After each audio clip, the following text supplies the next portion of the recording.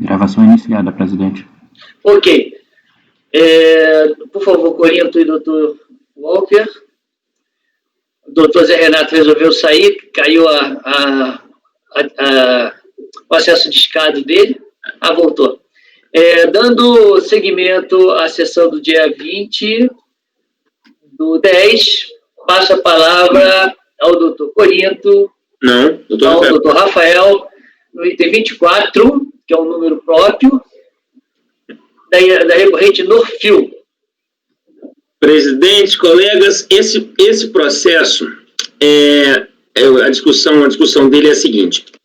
A Norfil importou máquinas do exterior, até ligadas ao beneficiamento do algodão, importou máquinas do exterior e discutiu em juízo qual seria o câmbio qual seria o câmbio para calcular os tributos da importação, já que à época dos fatos havia uma discussão jurídica a respeito do câmbio e do câmbio correto. Houve uma modificação exatamente na época da importação. E o contribuinte judicializou essa questão. Num processo judicial que eu faço menção, quem estiver acompanhando o processo está nas folhas 16. Então, há uma discussão sobre qual seria o tributo, o dólar do câmbio, e, portanto, iria chegar no tributo devido. Ela judicializou a questão e o judiciário entendeu que o câmbio devido seria o câmbio mais favorável ao contribuinte. Em outras palavras, seria o câmbio mais favorável, a data da entrada da mercadoria, etc. O contribuinte pegou esse valor, que ele entendeu que era a diferença entre o câmbio correto pela ação judicial e o câmbio que seria o câmbio entendido pelo fisco, ou seja, uma diferença, e requereu o aproveitamento desse crédito. Tratou-se como crédito e requereu o aproveitamento do crédito. A DRJ entendeu, a DRJ entendeu no acórdão atacado que a gente está analisando aqui por meio do recurso voluntário, que o fisco deveria refazer uma análise do valor, ou seja, teria que haver uma apresentação de documentação para se aferir se aquele realmente aferir a base de cálculo, como a gente usa aqui no dia a dia desse colegiado, todo mês a gente julga diversos processos nesse sentido. A diferença desse processo, presidente, é que na ação judicial, o contribuinte tratou isso de forma não tão clara, mas na ação judicial, e eu transcrevi alguns trechos dela, o juiz, ele entra no mérito do valor.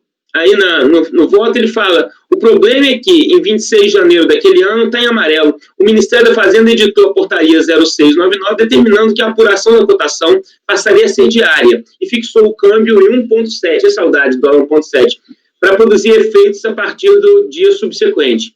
A ser aplicada aquela taxa, o imposto seria elevado de 277.753 para 473.541,46, em relação à operação objeto da lide de julgamento. Então, eu entendi que, nesse caso, houve concomitância, porque o judiciário adentrou no valor, não foi só uma discussão em tese, como parece, como originalmente parecia. O judiciário adentrou no valor. Na última citação aí do voto, marcado em amarelo. Por isso, eu aplico concomitância. Mas aí a concomitância não foi dada na DRJ? Não foi dado na DRJ. Você não está conhecendo do recurso? Presidente, aí a questão processual, foi até uma modificação que eu fiz no voto, pela questão processual, não conhecer, lógico, na prática vai ser favorável ao contribuinte, mas processualmente é de não conhecer, não conhecer o recurso voluntário. Na prática vai ser... Não sei, provavelmente vai ser, mas vai ser por causa da ação judicial. Exato. Não por causa da gente. Sim. Eu entendo que nós não temos competência para analisar essa questão, e nem a DRJ teria para analisar essa questão, uma vez que já foi decidido pelo Poder Judiciário. Certo. Que o Judiciário adentrou no valor. O que eu preciso que os senhores se manifestem é se também entendem que houve a manifestação, que esse termo da ação judicial, que foi juntado pelo contribuinte, configura a concomitância em relação ao valor. Ok, então vou passar... Então o senhor não está conhecendo do recurso? Não conheço do recurso. Tá, era isso que eu queria saber, qual era o voto. Agora vamos passar ao colegiado. Doutor Vinícius Guimarães. Vamos lá. Ô, Rafael, deixa eu ver se eu entendi. É uma compensação crédito judicial, certo? Certo, perfeito. Esses créditos judiciais já estão, vamos dizer assim, de uma forma bem objetiva, determinados pela Justiça. A Justiça se manifestou sobre o valor. Certo. E aí, no recurso voluntário, a única alegação é que a Receita não está cumprindo com o valor decidido pela Justiça. Exato. Só que essa Essa questão, ela não foi tratada, não foi tratada de forma tão objetiva como nós estamos tratando aqui. Porque quando o contribuinte apresentou a diferença como crédito, a Fazenda negou a utilização do crédito, dizendo, olha, como a gente faz aqui sempre, eu quero analisar a documentação toda, e não apenas a guia de pagamento. A guia de pagamento. E ela entende, olha, eu tenho o direito, e esse, inclusive, foi a ementa da decisão do DRJ, os procedimentos referentes à restituição e compensação são passíveis de controle e fiscalização por parte da autoridade administrativa. A esta compete verificar a exatidão dos cálculos dos valores de direito creditório. Mas aí o contribuinte vem no recurso voluntário e fala o seguinte, você não poderia abarcar débitos, etc., é isso? Você não poderia recalcular, porque você não poderia... Porque, assim, a administração parte de um crédito, Exato. que é a decisão judicial, e compara esse crédito com outros débitos, é isso? Exato. Mas ela não quer... Ela quer... o que a fiscalização quis, e a DRJ seguiu, ela quer analisar a documentação da importação, reanalisar a documentação da importação para bater a documentação com o câmbio e refazer a operação tributária e achar o quanto debeatam lá do fisco. Só que eu entendo, prevalecendo esse entendimento, tudo bem, mas desde que, aí a teoria da concomitância, o judiciário não tivesse manifestado de forma a dizer, olha, o débito o imposto seria elevado de 277 para 473. Então, eu entendo que, com isso, o judiciário adentrou no valor. Não sei se corretamente ou incorretamente, não vou entrar no mérito se o judiciário agiu até extra-petita. A questão é a seguinte, isso é a única coisa que está em jogo é isso, porque se for isso, se for exatamente o crédito que a Justiça julgou, eu tendo a me orientar com você. Por quê? Porque aí é uma questão de saber se a administração pública está cumprindo ou não a decisão judicial. E não caberia a gente falar se a decisão judicial foi interpretada corretamente pela administração. Aí já... Talvez, Vinícius, talvez até não cabe a mim discutir isso aqui, mas só estou suscitando, até o juiz tenha julgado extra-petita isso aí. Adentrando no valor, mas não compete a gente realizar esse tipo de análise. Eu preciso um tempinho aí para olhar aqui o recurso, né? Estou abrindo ele também. Ok. Esse trecho que você coloca, Rafael... Pois não. Esse trecho me leva a crer que ele está analisando qual é o câmbio que vai ser usado. Exato. E o que se está discutindo aqui, o que pode ou não gerar o crédito é exatamente o câmbio a ser usado. Exato. É o câmbio do dia tal ou é o câmbio do dia tal? É isso que está sendo discutido. Exato. Se o juiz, eu entendo sem querer interromper, mas se o juiz tivesse limitado a mencionar, olha, é para utilizar o câmbio do dia tal, ou o câmbio de 1,7, ou o câmbio de 2,5, eu entenderia que não havia concomitância. Mas uma vez que o judiciário se manifestou sobre o valor do quantum... Não. Olha só. Se ele discute... Para mim, tem concomitância igual. Se ele fala qual é o câmbio... Porque, veja, ele está trazendo para cá a discussão do câmbio, não é isso? Ou ele está trazendo para cá a execução do julgado? Ele tá falando do câmbio, o que a... Não, a primeira pergunta é a seguinte, ele está trazendo a discussão do câmbio para cá, ou ele está trazendo a execução do julgado? mais para a execução do julgado. Mas não.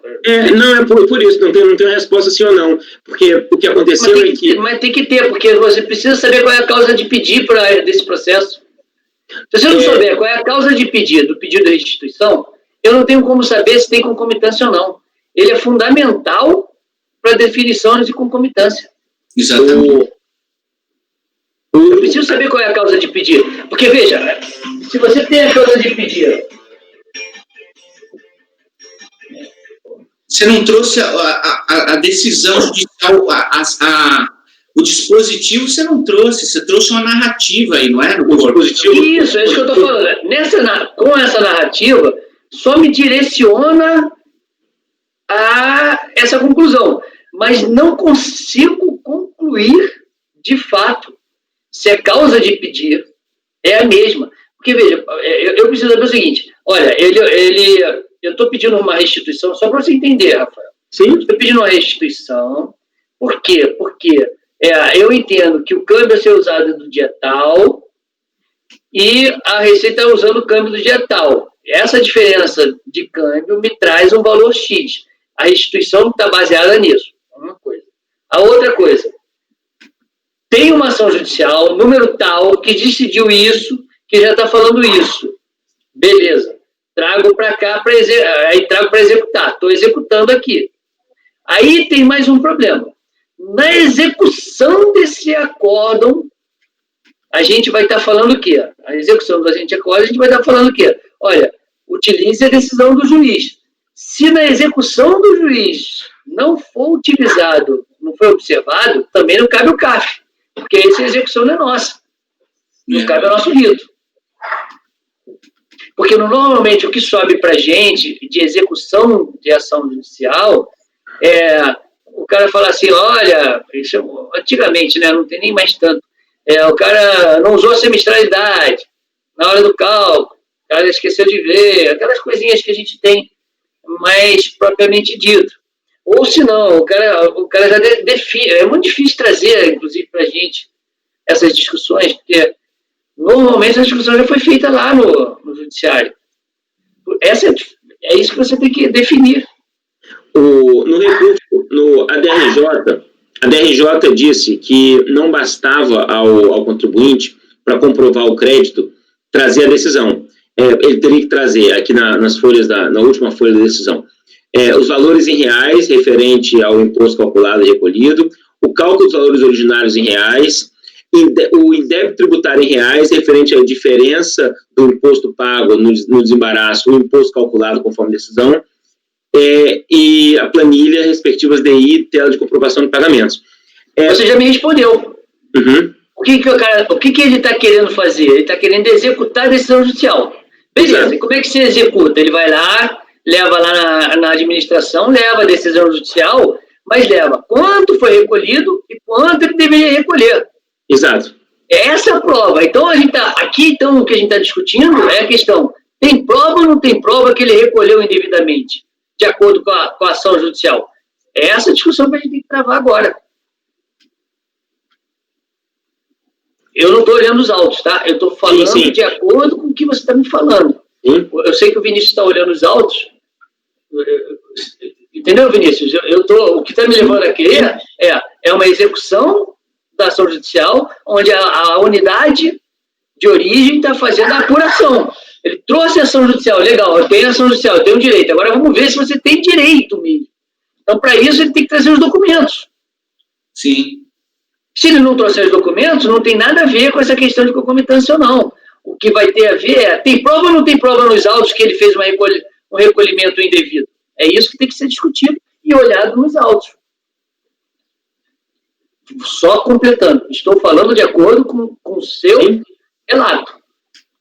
Totalmente propenso a mudar se o relato estiver errado, porque não estou entrando no processo, uma vez que eu estou vendo o nosso cão de guarda, doutor Vinícius, que agora, nessa posição, dá para ver claramente que é um cão de guarda, né? Óculos baixo, tal. Ficou na posição perfeita. Eu gostei disso, hein, Vinícius? Você botou a câmera no alto, é isso? Distanciei, porque às vezes eu mexia a tela do notebook, aí ficava cortada a minha testa. Mas então, a câmera que está sendo usada é a do notebook? Não, é uma câmerinha mais longe. Ah, porra, maneiro. Legal. Eu acho o seguinte, que não há concomitância aqui não, viu? Sim, não é caso de concomitância, né, Vinícius? É um caso simples de apuração, a sentença não trata do valor específico. Sentença ali é uma narrativa, que a sentença aquilo que você traz no corpo do seu voto, é a narrativa do voto, do corpo da sentença, tá?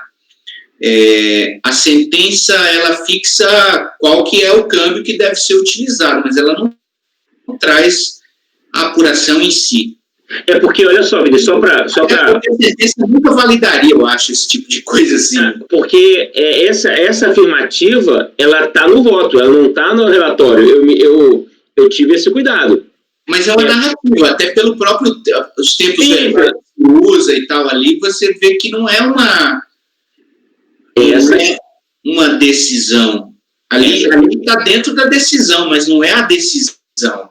A decisão em si, tem até emenda aí no voto da DRJ, é uma fixação de tese, a decisão, e não uma análise já de liquidação do valor que deveria ser. Quando a sentença fala aí do valor e tal, ela tá fazendo a narrativa do contribuinte. Ela está reproduzindo a narrativa do contribuinte, pelo tempo que você usou aí, que ele usa aí na descrição. Então, é a narrativa do contribuinte. Ela não está simplesmente, ela não está chancelando esse valor. Na parte dispositiva, ela não chancela esse valor, ela chancela a tese. Certo? E aí, a partir da tese, o que a DRF fez?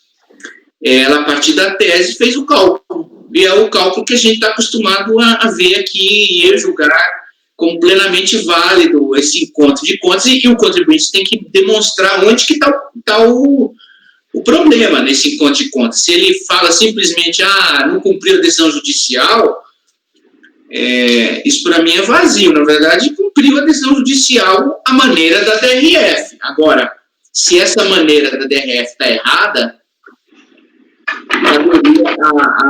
a recorrente demonstrar, de repente é o quê? A atualização, a tabela foi utilizada errada, incluiu o débito que não deveria, ou, enfim, a correção foi equivocada. Então, assim, para mim, uma execução de sentença, não há concomitância. Por quê? Porque o que a gente está julgando aqui é uma compensação daqueles créditos, e a sentença judicial julga exatamente os créditos, se tem ou não direito ao crédito, tá? E por que a gente pode julgar isso aqui, mesmo sendo execução de sentença? Porque aí que eu me pergunto agora, porque... Eu te entendo, Vinícius, eu te entendo perfeitamente, eu entendo seu ponto de vista, posso não concordar, mas eu entendo que seria só o dispositivo, que a abordagem do valor não estaria no dispositivo, a abordagem do valor estaria no texto do voto, contudo, não teria o condão de se transformar numa apreciação judicial. Eu entendo seu ponto de vista. Porque a narrativa ali me parece, na verdade, uma reprodução do que pede o contribuinte. Entendi. Então, assim, não é uma... Mas, Vinícius, olha só, se ele pede não está concomitante, já não judicializou, ainda que o juiz não tenha hipoteticamente dado? Não, porque é o seguinte, o juiz deu outra coisa, assim, porque o juiz, ele deu a questão da tese, que é o campo... Mas se ele pede e o juiz não dá, não seria correto dele embargar, então, porque não deu, e está concomitando do mesmo jeito? Aí tem que ver o que ele pediu exatamente. Os termos se essa frase que eu citei, que eu transcrevi, faz parte eu estou complicando aqui. Se isso que ele pediu, que ele pediu, eu transcrevi, faz parte do dispositivo, então você entenderia, eu entendo que faz, você também nesse caso, que isso faria concomitância. Se o que ele pediu não está no dispositivo. Não está no dispositivo, definitivamente não está. Não, Corinthians, está no voto. Está no relatório. Não, é voto, mas tudo bem que ele relatou no voto, mas é voto, está escrito voto. Não. Sim, mas isso aí, Rafa, isso aí não faz parte do dispositivo, tem que pegar o dispositivo em si, porque senão não entendi. O dispositivo em si fala do câmbio, ele não fala ele não valida o cálculo. Ok.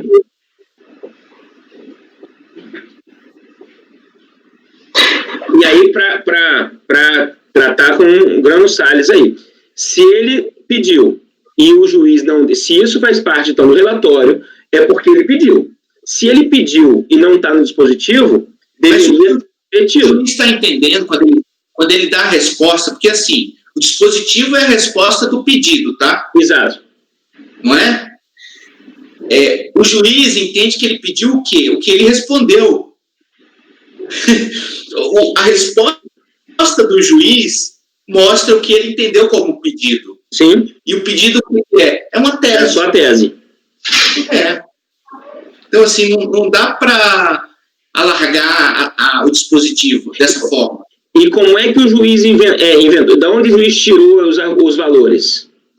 Isso aí, esses valores são da narrativa. O juiz não calcula esse tipo de coisa. Então, se está na narrativa, eu entendo que tornou concomitante. Não, o juiz não. Não, ainda que o juiz não tenha se manifestado. A questão é a seguinte: a concomitância se dá com o provimento ou com o pedido? Não. A concomitância se dá com a causa de pedir, cara. Com a causa de pedir. Porque olha só, todo mundo fica falando que é com o pedido. Não exatamente o pedido. Você também o pedido, mas você tem que olhar a causa de pedir. Porque o pedido pode ser, eu quero dinheiro de volta. Mas eu tenho que entender por que eu tenho o direito desse dinheiro. Então, o pedido simplesmente não vai caracterizar concomitância. Ou, se você quiser fazer uma parada, uma paralela, a litispendência. Sim. Eu preciso saber qual é a causa de pedir para poder caracterizar a concomitância. E é lógico que você pegando silogismo, você vai pegar, né, tem que ter jurídico, a fundamentação vai estar ligado ao pedido. Exatamente. Como também a fundamentação vai estar ligado ao dispositivo. Até porque se você tem um dispositivo que não tem fundamentação, essa sentença é nula. Uhum. Mas o Corinthians queria falar alguma coisa disso? Tá sem som. Eu queria dizer o seguinte, que eu estou vendo aqui a sentença e o juiz fez um relatório e essa parte colada pelo Rafael, que ele entende pela concomitância, isso está justamente quando o juiz faz o relato dizendo as alegações do contribuinte. Aí o que eu falo, a obrigação da portaria, o valor do dólar americano, né? Aí ele segue, fala, subiu para 473, exatamente. Aí ele diz o seguinte: ao final requer a procedência do pedido. Com a inicial procuração e documentos, a União contestou o pedido. Aí fala o que a União contestou. Aí, blá, blá, blá, e requer. Aí continua daqui a pouco dizendo: é o relatório decido. Ou seja, ele estava historiando tudo o que aconteceu antes, para depois passar a fundamentar, tá? E depois chega no dispositivo. Então, para mim, é bem tranquilo que não dá para entender isso como concomitância. Entendi. Então, você tem condições de votar, Vinícius? Tenho. Então, vamos votar? Voto eu posso. Você vai fazer alguma coisa, ou, Rafael? Você vai continuar? mantenho a Olha só, concomitância. o Rafael vai continuar dando a concomitância. Eu mantenho a concomitância. Depois ele, Pronto, mantenho a depois concomitância. da manifestação de todo mundo, ele pode mudar. Tá joia. Ele Eu vou pode então mudar abrir antes de declarar, só para deixar claro. Certo. Eu vou abrir divergência, então. Não acho que tenha concomitância, acho que tem aquilo que a gente sempre vê aqui, que é análise de créditos judiciais, análise ali no caso concreto de uma decisão judicial pela delegacia de origem. Então, eu abro divergência. Ok. Doutor Walker. Eu vou com a divergência. Aqui a discussão é só a origem do crédito. E vale lembrar que na esfera judicial tem que fazer a execução do acordo, tem que ser pelo 730, antigo, 730 do CPC, e não foi feito isso. Então não está se discutindo o valor lá. Se discutiu foi a questão da variação cambial só. Então eu vou com a divergência. Ok. Doutor Jorge.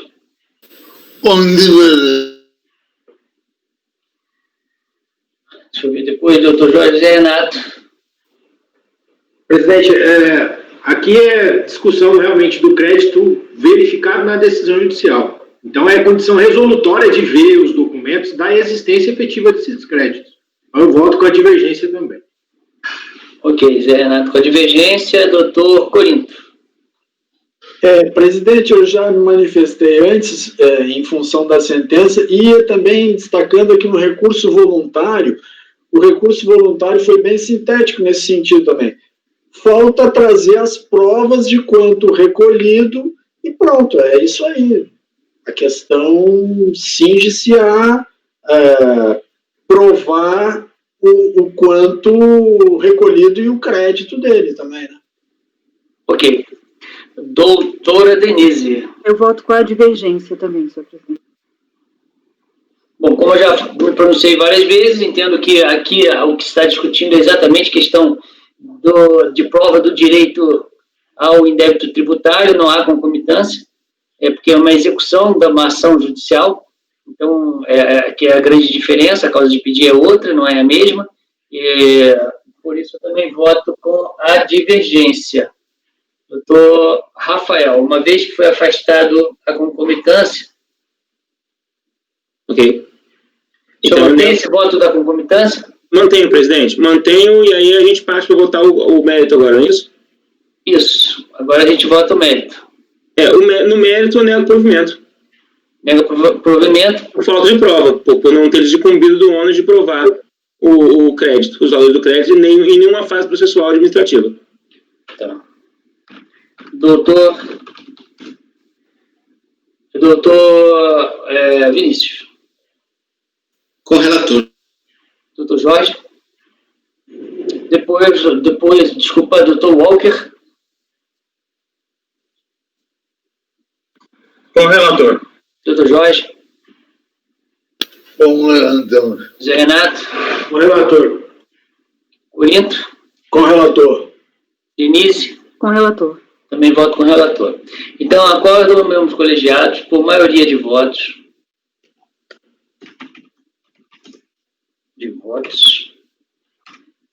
Em rejeitar, em afastar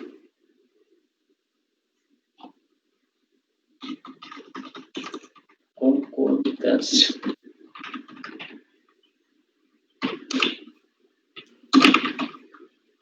Vencido. Rafael. Alguém se candidata para...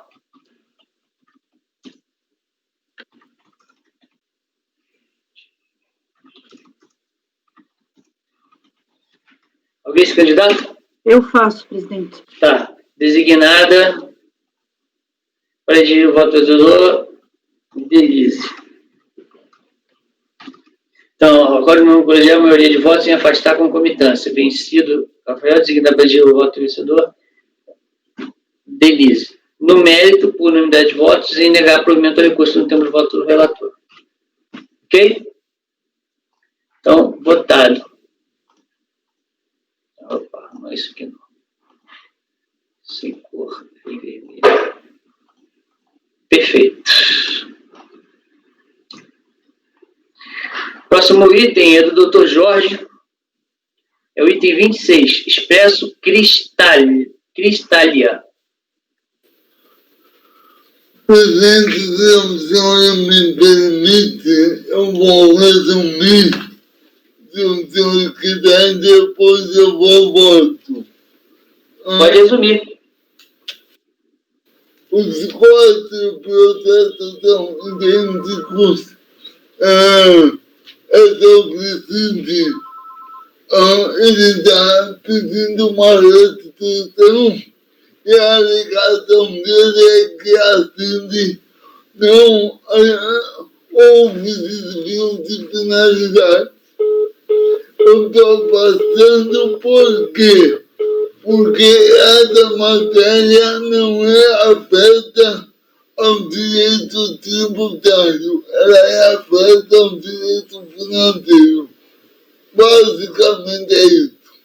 Isso está claro no artigo 4º do CTM, inciso 2. A arrecadação do tributo independe da sua finalidade. Resumindo, é isso. Se o senhor quiser, eu voto. Mas isso é uma contribuição, hein? Isso é uma contribuição, é. O imposto é que não tem a questão da finalidade, né? Então, eu tiro um artigo e fico com o resto do voto. Ok. Os senhores têm condições de votar com esse resumo ou querem que eu passe o voto do Dr. Jorge? Eu voto. Não, só um minuto. Estou perguntando aqui ao colegiado. Senhores? Vamos para o voto, então, e aí, se precisar, a gente volta, né? Tá bom.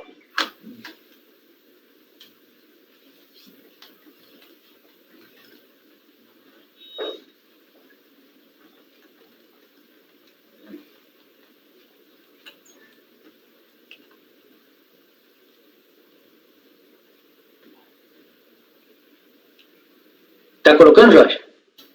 Agora. Expresso Cristália Limitada. Processo de final 22. Voto. O recurso voluntário é tempestivo. Passa-se a análise. Trato presente processo de pedido de restituição da quantia ao número de recolhimentos da CID combustível, de que trata a Lei 10.336, sob o argumento de que no período de janeiro a dezembro de 2005, não foi dada devida destinação aos valores arrecadados. A Delegacia da Receita Federal de Limeira SP indeferiu o pedido de restituição apresentado, sob o argumento de que o contribuinte requerente não se enquadrava na condição de contribuinte da CID, bem como na falta de comprovação do mencionado desvio de recursos da CID. Desta decisão, a recorrente ofertou a sua manifestação de inconformidade, tendo o DRJ julgado improcedente referido recurso ao argumento de que o desvio de finalidade não geraria direito de restituição. Tópico.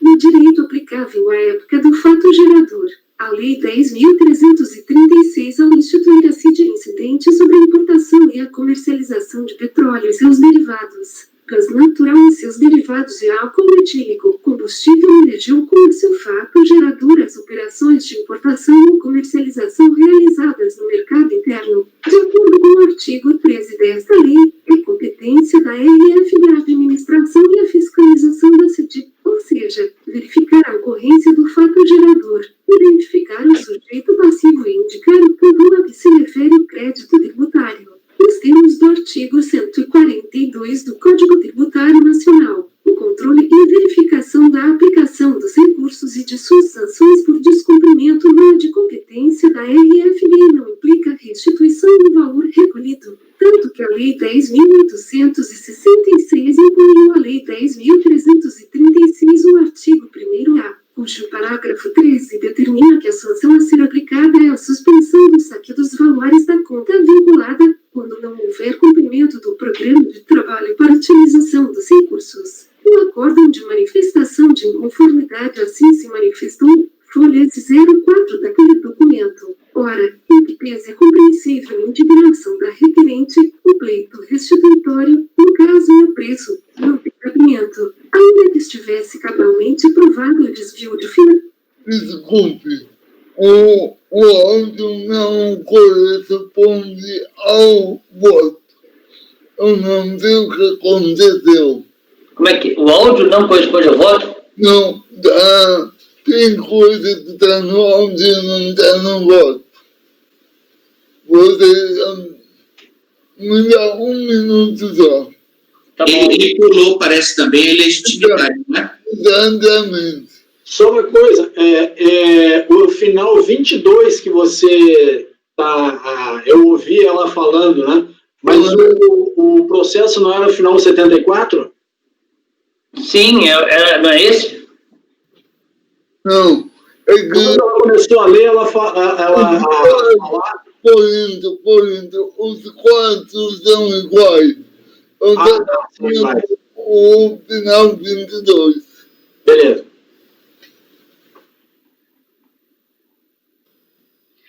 Então, a gente tem que acompanhar pelo final 22, é isso?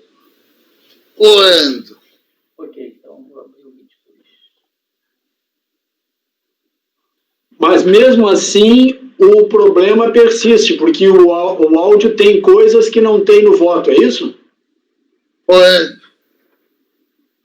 Mas esse ponto da destinação tá beleza aí, viu, Jorge, pelo que eu tô vendo aí. Se é isso que você estava se preocupando, porque você parou exatamente nesse momento, no áudio tem a destinação e tal, isso aí eu acho que tá ok. Eu já vou arrumar. Já está arrumando. Dá um minutinho, tá? Já vou soltar agora. Pronto, vou soltar.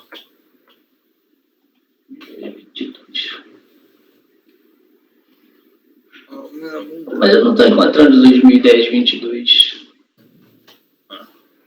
Ah, tá. Você chamou 221, né? É isso? Isso. Eu vou soltar agora. Tá. Processo Cristália Limitada. Processo de final 22. Voto. O recurso voluntário é tempestivo. Passa-se a análise. Trata o presente processo de pedido de restituição da quantia de R$234.000 oriunda de recolhimentos da CID Combustível, sob o argumento de que no período de janeiro a dezembro de 2005, não foi dada devida destinação aos valores arrecadados. A Delegacia da Receita Federal de Limeira indeferiu o pedido de restituição apresentado, sob o argumento de que o contribuinte requerente não se enquadrava na condição de contribuinte da CID, bem como na falta de comprovação do mencionado desvio de recursos da CID. Desta decisão, a recorrente ofertou a sua manifestação de inconformidade. Tópico. Na legitimidade. É alegado as folhas 18 do recurso voluntário. Outro sim, e uma vez evidenciado o direito de repetir os valores pagos a título de CID, entende a recorrente ser necessário também evidenciar a sua legitimidade para pleitear a restituição. Isto porque o direito da recorrente de formular o presente pedido de restituição decorre da atividade por ela desenvolvida e, consequentemente, da sua condição de consumidora final do produto, que sofreu incidência da contribuição, suportando verdadeiramente, quando da compra de combustíveis, a inclusão da CID no preço comercializado, assumindo inteiramente o ônus ou encargo financeiro respectivo. A Lei 10.336, que instituiu a CID de combustíveis, estabelece: no presente caso, a recorrente não é contribuinte da CID de combustível por não se enquadrar neste dispositivo legal. Nesta condição, é contribuinte de fato por ter adquirido e consumido os produtos onerados por tal contribuição.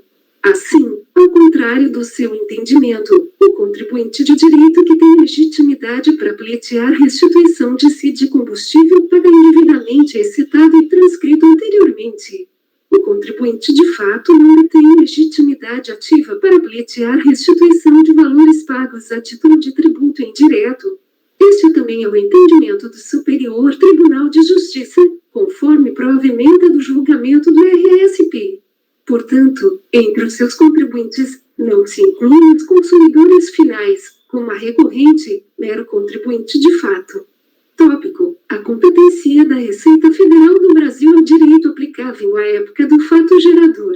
A Lei 10.336, ao instituir a CID incidente sobre a importação e a comercialização de petróleo e seus derivados, gás natural e seus derivados e álcool etílico, combustível, elegeu como seu fato gerador as operações de importação ou comercialização realizadas no mercado interno pelo produtor, formulador e importador, pessoa física ou jurídica, de gasolina e suas correntes, diesel e suas correntes, querosene de aviação e outros querosenes, óleos combustíveis, gás liquefeito de petróleo e álcool etílico, combustível.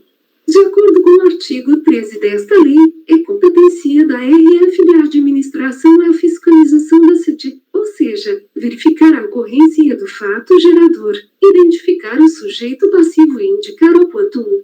O controle e a verificação da aplicação dos recursos e de suas sanções por descumprimento não é de competência da RFB e não implica restituição do valor recolhido, tanto que a Lei 10.866 incluiu a Lei 10.336 o artigo 1º-A, cujo parágrafo 13 determina que a sanção a ser aplicada é a suspensão do saque dos valores da conta vinculada, quando não houver cumprimento do programa de trabalho para utilização dos recursos.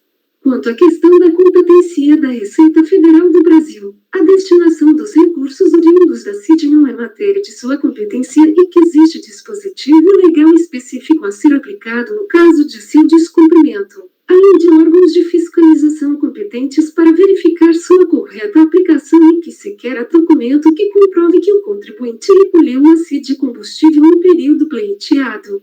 Tópico: o desvio de finalidade. O acórdão de manifestação de inconformidade assim se manifestou, folhas 04 a 05 daquele documento, que dispensou leitura. Quiocerada nos ensina que a relação jurídico-tributária existente entre o fisco e o contribuinte extingue-se com o pagamento do imposto, sendo-lhe irrelevante a anterior destinação do recurso financeiro ingressado. Portanto, após a arrecadação do tributo, a sua destinação fará parte de outra etapa, já relacionada com o direito financeiro, pois que deverá ter sua destinação constante de lei orçamentária. Esse entendimento é corolário direto do artigo 4º, inciso 2 do Código Tributário Nacional. É alegado às folhas 07 do recurso voluntário. Em relação ao desvio de finalidade da CID Combustíveis, a recorrida chegou a reconhecer a sua ocorrência, mas também a legitimidade de sua cobrança ao argumento de que a validade da contribuição residiria na destinação dos seus recursos, mas sim na ocorrência do fato gerador. Contudo, em que pese os argumentos apresentados, a jurisprudência, a doutrina e a legislação são mansas e pacíficas no sentido de que o reconhecimento, pela autoridade administrativa competente, do fato constitutivo da inexigibilidade, qual seja o desvio de finalidade, faz com que a contribuição seja inexigível em sua origem. Deliberadamente o recorrente confunde conceitos. O fragmento do acórdão de manifestação de inconformidade atacado, já colacionado, menciona que ainda que estivesse cabalmente provado o desvio de finalidade na aplicação dos recursos da CID Combustíveis, tal fato não justificaria a devolução dos valores pagos a título de tal contribuição. Portanto, em momento algum reconhece o desvio de finalidade, sempre tratando o fato na condicional, para concluir que por imposição do artigo 116 do Código Tributário Nacional o fato gerador da obrigação tributária não guarda qualquer relação com a finalidade de destinação do recurso. O mencionado fato constitutivo da inexigibilidade, qual seja o desvio de finalidade, é um instituto próprio do direito administrativo, financeiro, não tendo qualquer guarida no tocante à desconstituição do fato gerador da obrigação tributária e, por conseguinte, na restituição da quantia oriunda de recolhimentos da CID Combustível. O artigo 167 da Carta Magna, em seu inciso 4, assim estabelece.